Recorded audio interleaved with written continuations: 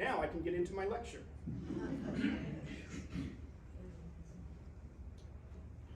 The Powhatan People, a group of native tribes along the Virginia Tidewater. The paramount chief was, his title was Mamanitowick, as paramount chief. His name was Wahan Seneca. He had inherited his position as great chief through his mother. As I've mentioned before when talking about Native American tribes, especially on the eastern shore, many of them were matrilineal. The king, the leadership, came through the mother, not the father. There were occasional times when women would be the chief of various villages. I don't believe there was ever one that was the great chief of the entire nation of them, but that did happen. So he ruled over 30 some odd villages, some of which he had conquered himself. And possibly upwards of 20,000 people are included in this Powhatan Confederacy, as they call it.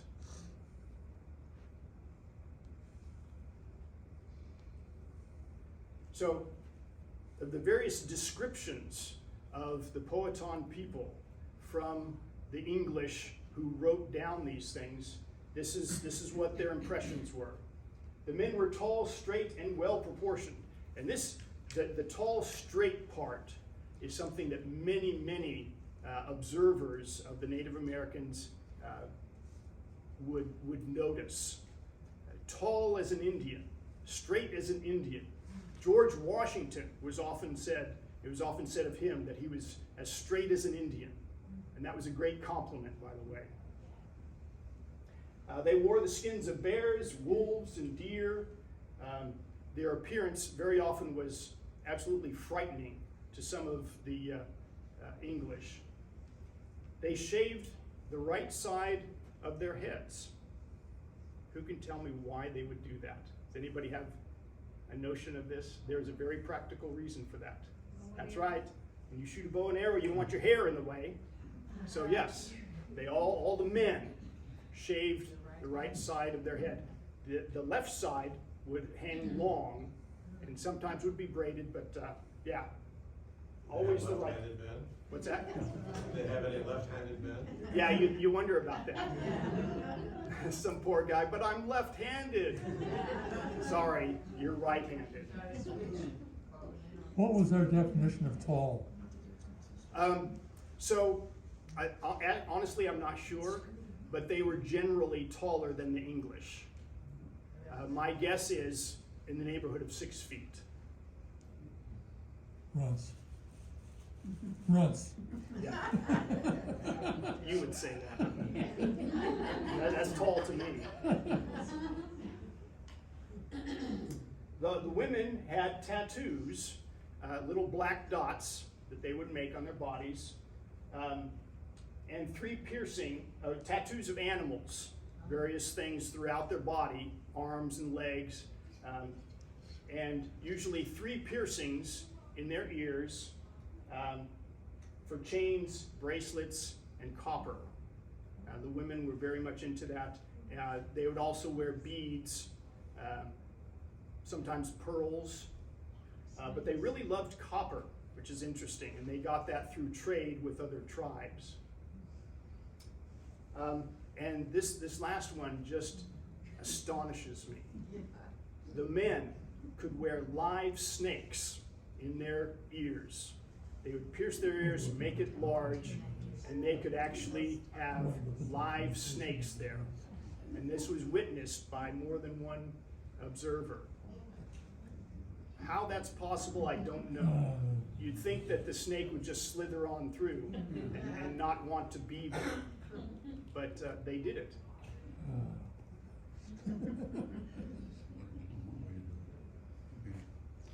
And now we have Powhatan himself, the great chief.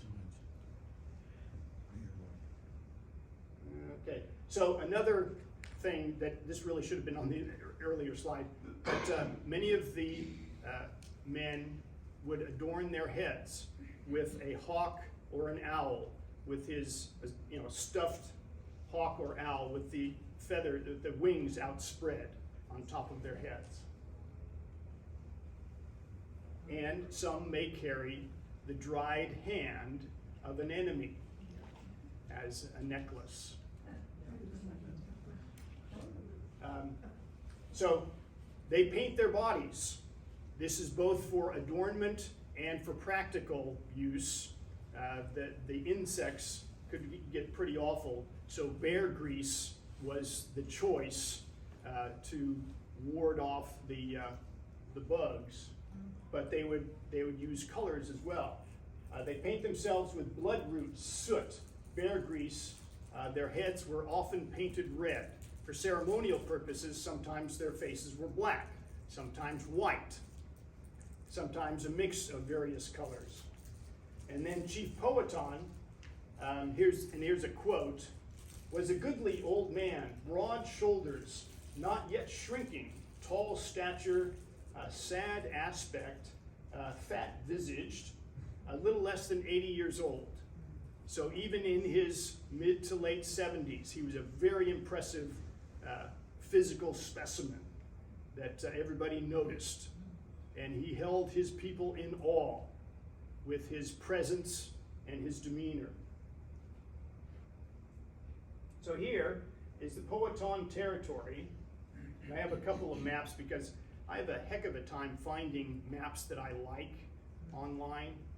But anyway, so you can see this is the Chesapeake area. So Jamestown was right here. And the chief, and the capital, if you will, was Werowocomoco.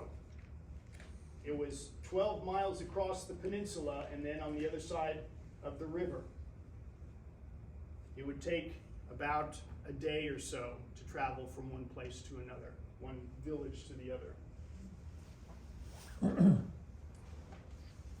One thing that is not on here that I really wished it would, right here was the Chesapeake tribe of Indians, a small group. And how they got their name on the whole bay, I don't know. But this was the Chesapeake tribe. The Chesapeake people did not want to be part of Powhatan's confederacy. Powhatan ordered them all killed. He was not successful, but he destroyed them as a people. And I suppose the few that were left may have been adopted into various villages. But they were not Amish people, okay? He conquered people as he could. He was always at war with somebody. That's just the nature of the tribal situation.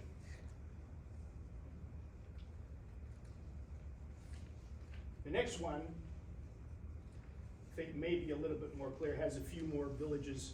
So we have the English settlements. This is a little bit later. So we have Jamestown, up the river a bit, we have Henrico, and then there's Dale's Gift here on the end of the peninsula. But you can see the several different villages of the Powhatan Confederacy. What's really interesting in reading about the various villages that the English would travel to, as a primitive tribal group, it is impossible for any great chief to control all of these villages. He has them in fear of him, and so they do not rebel.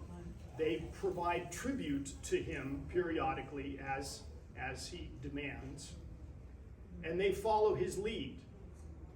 But as the colonists, the English, found out, as they traveled from one village to another, they could get various types of receptions from different villages.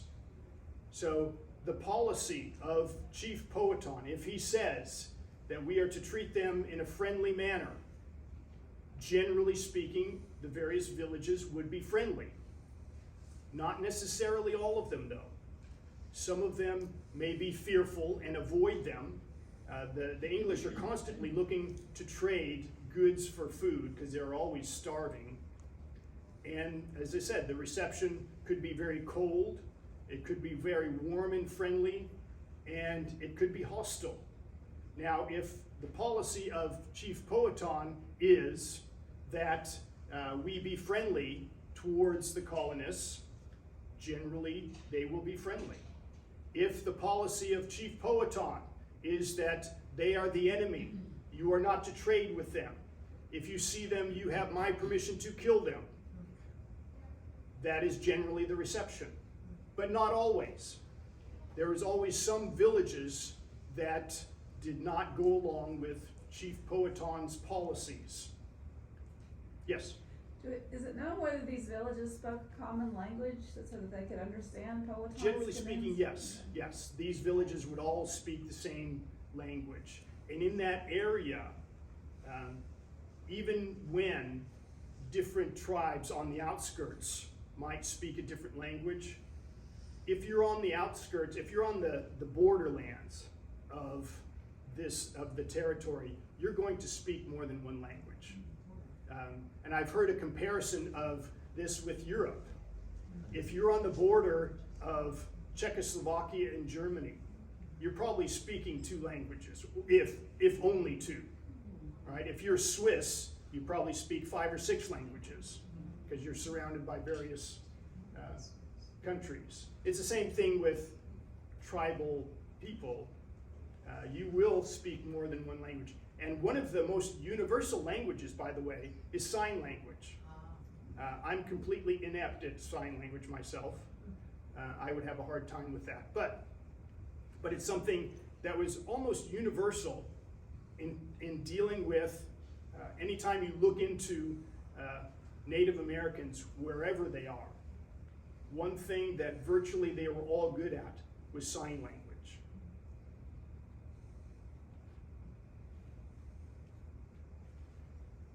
The Wives of Powhatan. One of the ways that a tribal great chief keeps his villages united is he will get a wife from each village. Maybe not all at the same time, but this is the way it would work. He would go to a particular village and he would choose from among the prettiest women, the most desirable. He would take her back to the Werowokomoko. They would be married in a very brief ceremony, and he would keep her along with maybe a dozen others. And as soon as she conceived and had a baby, he had a choice. He could, if he really loved her and said, this is a wonderful person, I want to keep her, he might do that. Generally, though, he would send her back to her village with the baby. She would and he would support her, making sure she was well taken care of. Once the baby became 7, 8, 9, somewhere around there, the child would come back to Chief Powhatan, and he would raise this child as his own. That's how Pocahontas came about.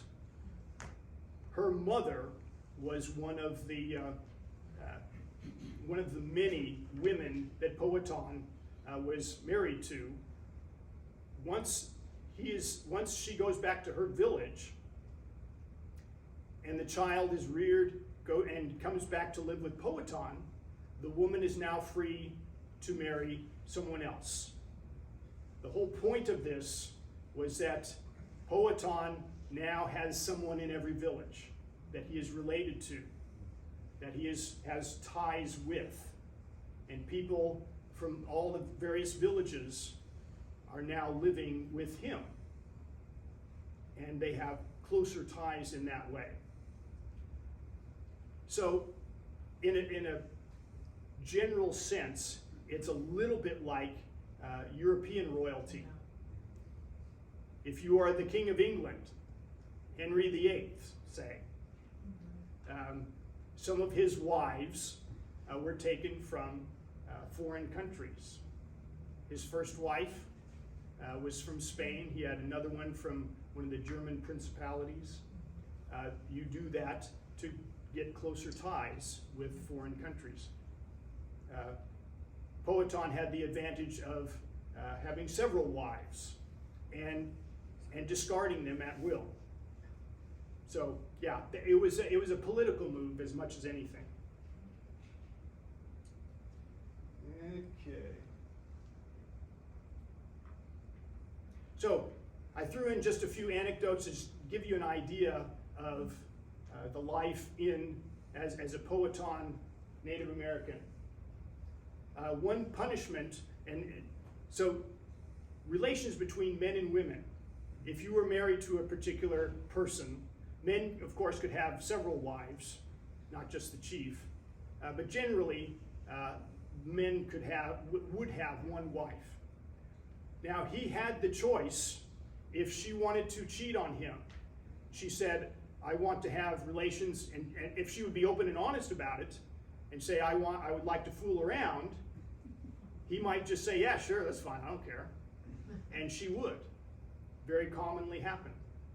If he did not want her to do that, however, he could punish her severely. So this is a case in which a woman was cheating on her husband, and so what he did, he made her sit on a rock in a public place on her bare bottom, 24 hours, 9 times, but it was once every 3 days.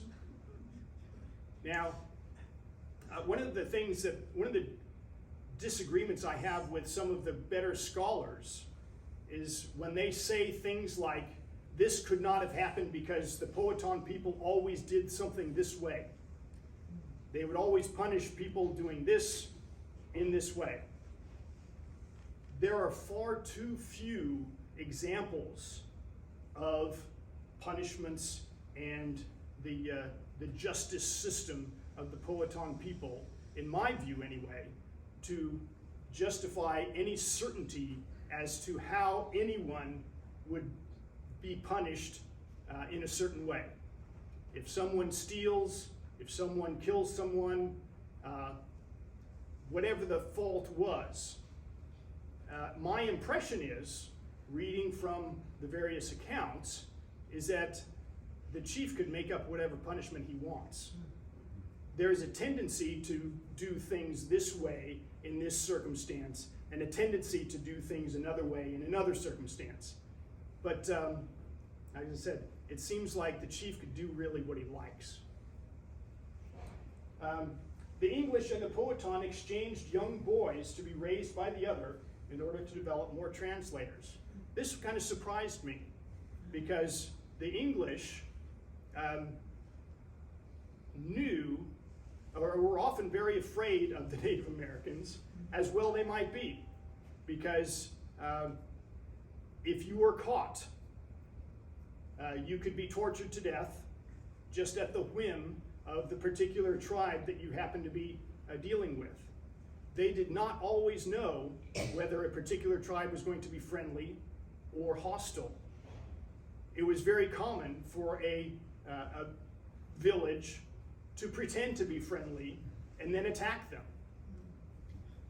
So they had a very hard time reading the intent of the Native Americans, but they had no problem saying, here's this boy, he's about 12 or 13, he's going to go live with you, and we'll take one of your boys, and we will keep them for a year or more, and they will be a translator. A very common thing for them to do. And it worked. As we know, young kids can pick up languages very easily. And some of the accounts that we have are from a particular boy who grew up. He was with the Powhatans for a year, and he wrote some accounts of things that happened during this time. So yeah, it's kind of surprising to me, and the boys were always well treated, or almost always well treated, at least by the chief, yes? These so-called translators could also be acting as spies? Oh, absolutely, certainly, yeah, and everybody knew that. Okay. That was almost a given. You wouldn't say it openly, but yeah, I'm going to have this boy. He's going to be with the Native Americans, and boy, you better tell me some things about what's going on. Are they planning to attack us? Are they really being friendly? And of course, the Native American boy with the English would do the same thing. Mm-hmm. He would tell his people what's going on with the English. Okay, we come to Pocahontas saves Smith, maybe. So, as I said earlier, he was captured. He was out on an exploratory mission. He had a few men with him. He goes up this river, I believe it was the Potomac River, and he went as far as he could in the boat that he was in, and he wanted to go further, so he left a few of the men in the boat, and he said, "Stay in the boat, don't interact. I'm going to go off with a couple of native guides and two of my own men. We're going to go further up. We're going to be hiking up, further up the river." So, no sooner had he left than the men saw some Native American women enticing them to get off the boat and to come hither. And they did. And they found very quickly that it was all a ruse. It was a setup. As soon as they got far enough away from their boat, they were attacked. Fortunately, almost all of them made it back to the boat. One of them didn't. He was tied to a stake, and he was taken apart piece by piece. First by the fingers, and then by the face, and then they disemboweled him. Poor guy suffered immensely before he was finally killed. While John Smith, with his two guides and his two men, are off exploring, he ran into probably a hunting party of, his estimate was 200 men out on it that found him and attacked him. By the way, he had left his two men behind, and he was going forward with one of the guides. And he saw that he was being attacked, and immediately the thing that he always did, time and time again, he'll grab the nearest Indian by the hair and put a gun to his head and say, "You set me up, and now you are my shield." And he found out eventually that it was not a setup. The guy was just as surprised as he was. But anyway, he was attacked. He was captured. After trying to retreat, he shot a couple of times with his pistol. He was captured. They took him to one of his men who was riddled with arrows and dead. The other one was not there. They told him, "Well, we killed him too. And now we're going to take you to various villages." He tried to impress them with the magic of modern technology. He showed them a compass that had a glass top to it, and they were amazed that this arrow would point in the same direction. Not only that, but they were trying to touch it and they couldn't. There was an invisible shield over this little arrow. They had never seen glass before. So they were duly impressed. The local chief, who was the brother of the great chief, they tried to talk, and apparently Smith is very good with sign language, and he could pick up various languages fairly easily. He was a very smart guy. And so they communicated, they talked. Smith tried to tell him about the world. The world is a big round ball, and I live on the other side of this great water. We have the sun, moon, and stars that are out there. He tried to teach him all about the universe and the world. And how much of it was understood, who knows. But he was trying to impress them, trying to be friendly. And so anyway, they took him from from village to village, putting him on display. And this went on for weeks. And he was usually well treated, except when someone who looked at him as this white Englishman and said, you killed my brother, you killed my relative, and accused him. And so there's a big ruckus. Finally, it was decided that no, it wasn't him. It must have been some other Englishman. By the way, we all look the same, right? So finally, after weeks of being generally well treated, he was taken to Werowocomoco to visit the great chief, which no English person had seen yet. And so here's the incident. This is, by the way, the first time he meets Pocahontas, which is one of the arguments against Pocahontas saving him. Why in the world would she save someone she just met? She didn't know anything about it. So, Pocahontas, the king's dearest daughter, when no entreaty could prevail, got his head in her arms and laid her own upon his to save him from death. So, it happened or it didn't happen, but afterwards, Smith there was a further ceremony, and Powhatan tells him, you are now one of us, you are my son, and I'm going to give you a village to rule over. You will be, in effect, a tributary of mine, which means we share everything. And you're going to share your guns and equipment and metal tools with all the tribe, right? And John Smith's like, yeah, sure, I'll go with it. Of course he would.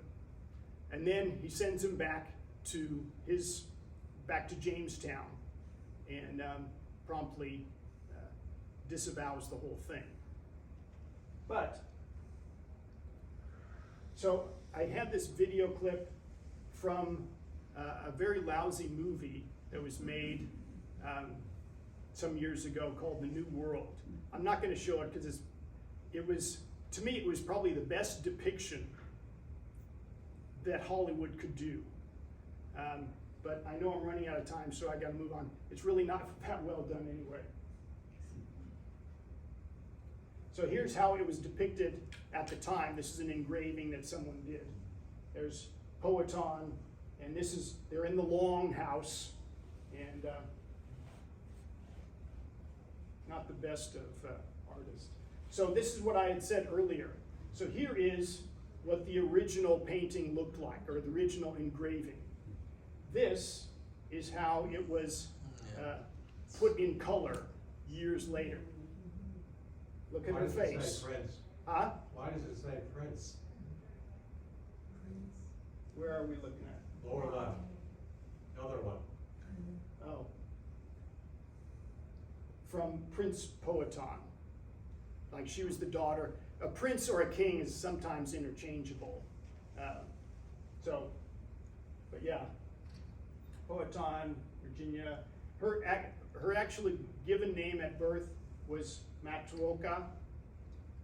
Pocahontas was her nickname as she grew up. It means playful or mischievous or something like that. So you can see, and this is what I wanted to show you, look at her face. When this was copied, they wanted to make her more presentable. This is more really of what she looked like. And of course, the same thing is done with Captain John Smith. This is the original engraving, and this is making him look a little bit better.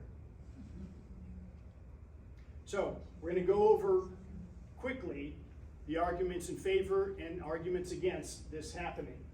Arguments against. The natives never bashed the heads of captured prisoners, only criminals. Captured prisoners are tied to a stake and tortured to death. But, as I said earlier, we do not have enough examples written down that would warrant such a conclusion. The great chief could do as he chooses. That was the impression that I got. Pocahontas would never defy the great chief, nor would she want to save the life of a man she didn't know. Well, we don't really know how long he was there. It was probably the first day that he arrived, but he could have been there for hours. One of the things that John Smith said in this description was that the chief Powhatan with his counselors discussed this for a long time. We know that when the chief gets together with his counselors to discuss a problem, it could last for hours or even days. They do not say, hey, what do you think about this? Let's go ahead and do that. Okay, good, we're done. They will discuss it for hours, if not days, any given problem. So he could have been there for several hours, during which time Pocahontas, who is a very forward, very intelligent, very bold young woman, could have made friends with him. I'm just making this up, but it's possible. So, and some scholars who have delved into this very deeply say it just doesn't ring true for them. It doesn't sound like something that a Native American chief would do. Also, John Smith claims to have been helped 3 other times by women in Europe. John Smith was a well-traveled man. He, in his younger years, he's about 27 at this point. In his younger years, he was a soldier of fortune, fighting in various parts of Europe, Transylvania, fighting against the Turk, and he describes his various adventures being captured and escaping. And there's 3 separate times when he says that it's the wife of this particular person who really liked me and helped me escape. Sounds very fishy. It just happens too often. So for me, that's one of the biggest marks against him. That this is now the 4th time that a woman, a young girl, saves him from death. His early accounts do not include this being saved by Pocahontas. He wrote his accounts at least 3 separate times. The first one was in 1608, another in 1612, and then the final version in 1624. The first 2 versions do not have him being saved by Pocahontas. Of course, they're more abbreviated, and it may be that we think of this as a greater incident than he thought of it at the time. He leaves out many different things in these first 2 incidents. In the 1624, Pocahontas was dead, Powhatan was dead, and anybody who would have witnessed this was not around to argue. So that's a big thing against him too. Arguments in favor. As I said, we really don't have enough information on the Powhatans to know for sure what types of punishments they would use consistently. We're not sure how much time Pocahontas had to get to know Smith, nor do we know that she would not defy her father. One of the things that's interesting that many people noted about how the Native Americans raised their children, and this is almost universal throughout America, they loved their children, and they were often very indulgent with them. Corporal punishment was almost unknown. Even scolding a young child was unusual. And as I say, this was almost universal. Native Americans were universally very affectionate towards their children. So, a young girl of 10 or 12, would she defy her father in this time? Maybe. I don't see any reason why not. She was well loved by her father. She was never disciplined in our sense of the term. And she is known to have been a very bold, brave, intelligent young person. So I don't find that convincing personally.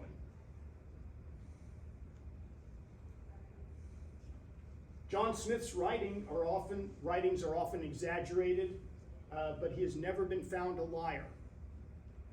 His various accounts, when he writes this about the same account that he has written earlier, some details are sometimes changed. Was he surrounded by 200 warriors, or was it 300 warriors? Well, sometimes it's 300 and sometimes it's 200. So that's something that he did, but he was never found to fabricate an entire incident. As I said, his earlier accounts were spotty and he often left out many other things. The argument for me that really holds true, that this really happened, when she went to London and she was with the Queen and she met the Queen, John Smith was also in London, and he wrote a letter to the Queen telling her that, among other things about Pocahontas, that she risked her life to save his. And this was to the Queen, who was just about to meet Pocahontas. So that, to me, is the best evidence in favor of this happening. And we know, no one denies that he had a special relationship with Pocahontas. This is seen time and time again. So one thing that Smith wrote, because he was accused of many things, he was a very unpopular guy, by the way, from the leadership, because he was very smart. He was a take charge kind of guy, but he was from a lowly position. He was not of the aristocracy, as many of them were. And so he grated against many of the people who were in charge. And so he had to defend himself, or he felt the need to defend himself, because some of the accusations were, he's going to marry Pocahontas and he's going to use the Native Americans and Powhatan to rule over Jamestown and the English. He's going to use the natives against us. And so he wrote in his defense, some calculated that he always writes of himself in the third person. Some calculated that he would have made himself a king by marrying Pocahontas. And he says, if he would, he might have married her, or have done what him listed. I could do whatever I want with her. For there was none that could have hindered his determination. So he says, yeah, I could have married her. Everybody knew that he had a special relationship with Pocahontas. And that's kind of the point of this.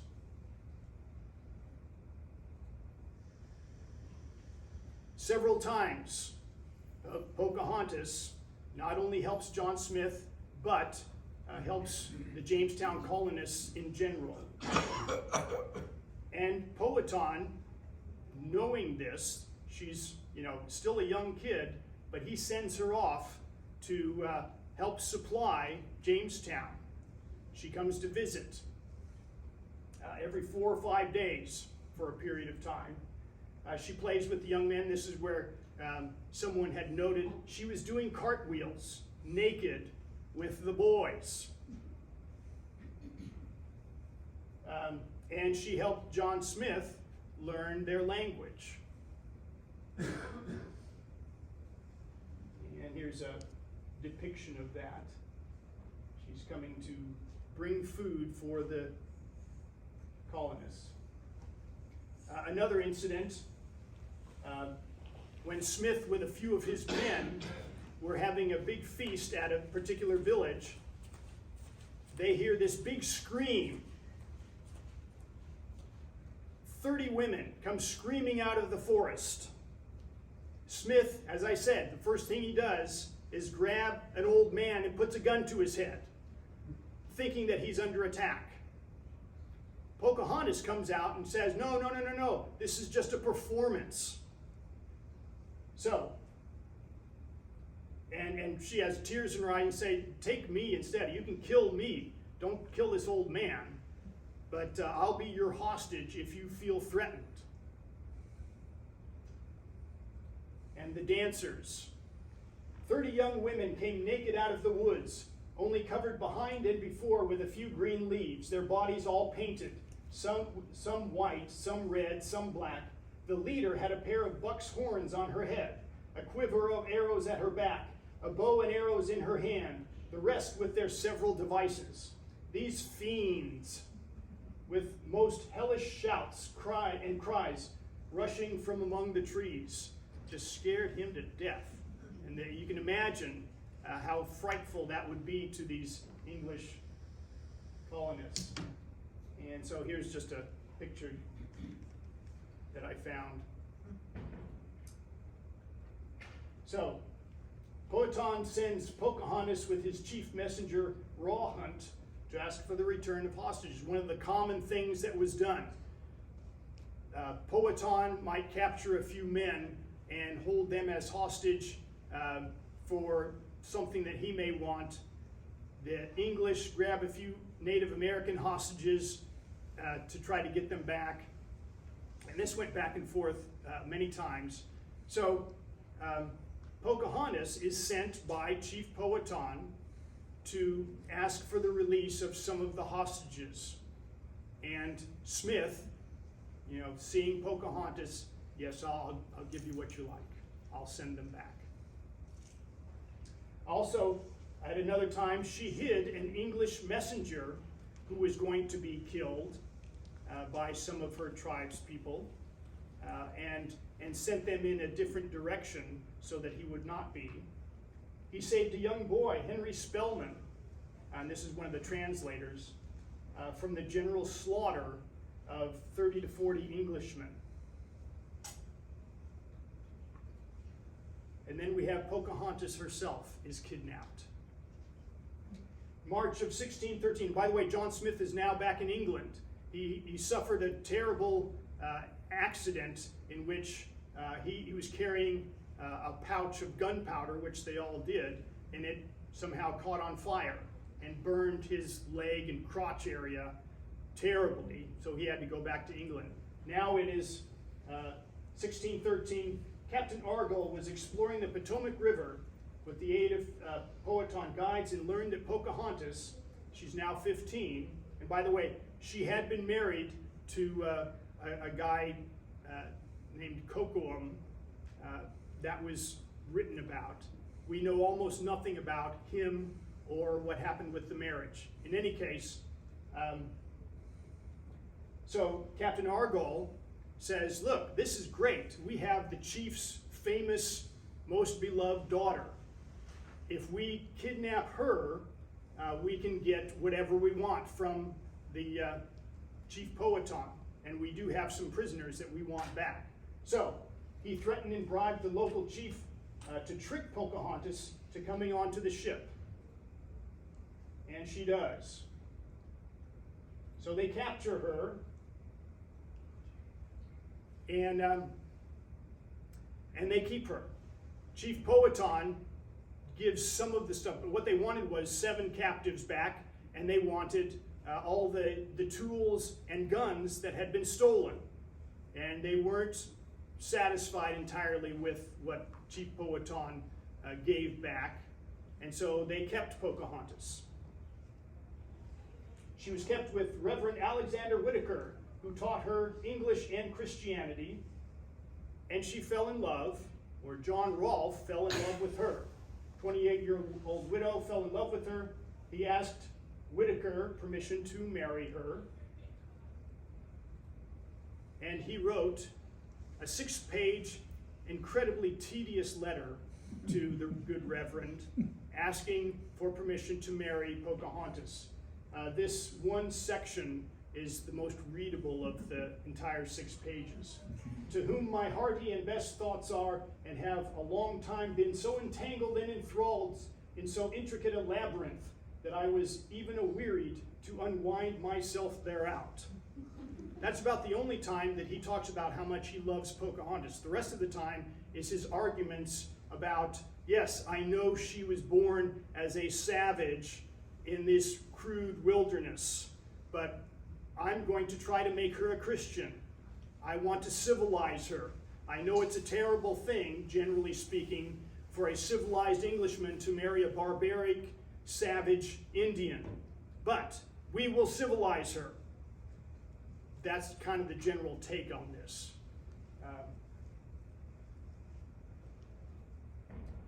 So they married, and they had a son, Thomas.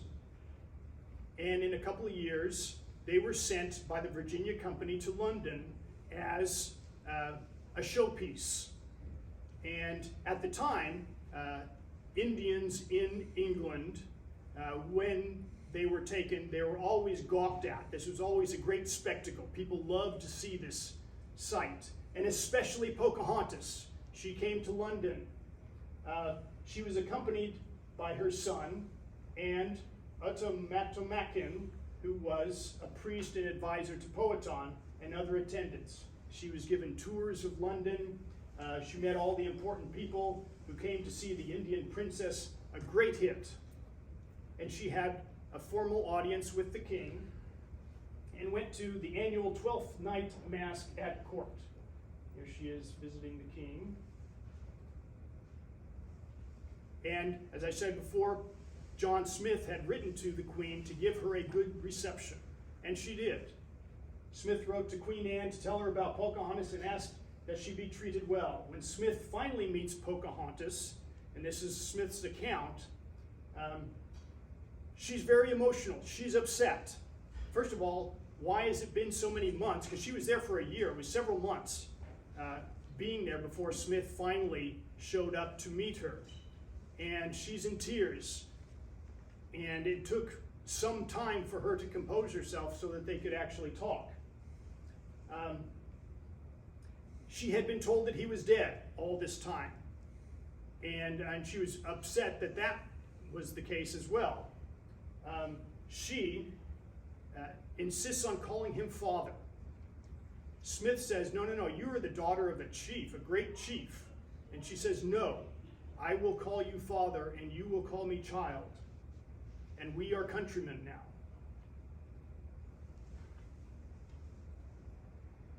Sadly, yes? Who was Rebecca? Oh, I'm sorry. She became a Christian and she was baptized. And because of that, they changed her name to a civilized English name. No longer is she some savage running through the wilderness. She is now a civilized English person. She is now Rebecca. Thank you. I sometimes totally miss these things. So after being there for almost a year, they are on the ship returning back to Virginia. They're going down the Thames River, and she is deathly ill. They stop at, of all places, Gravesend. She gets off the ship. She's put up in an inn where she dies. We're not entirely sure of what. It was some sort of lung ailment, probably pneumonia, something like that. Her son Thomas was given to relatives of John Rolfe to be raised, and John Rolfe goes back to Virginia. And there's the scene of Pocahontas and her death. Thomas, by the way, grows up and goes back to Virginia as an English colonist and interacts with his relatives. So, Are there any descendants of Pocahontas? as a matter of fact, there are. There was a very interesting controversy some years ago, probably a couple hundred years ago, back when being a Native American, having Indian blood in you was a very bad thing for upper crust society. They made an exception for the descendants of Pocahontas. You could be part of the upper crust with Native American blood in you if you were a descendant of Pocahontas. One of the curious things about our society back then. And once again, I've gone way over, and I'm sorry about that. I wasn't anticipating this. Any questions? All right, thank you very much. Next week is Daniel Boone. Great story there. Yes. I'm sorry, what? Will you email the slides? I'm not technologically savvy, but I'll figure it out. If that's what you want. Yeah, sure. You have kids. Yeah. Is it gonna be on YouTube?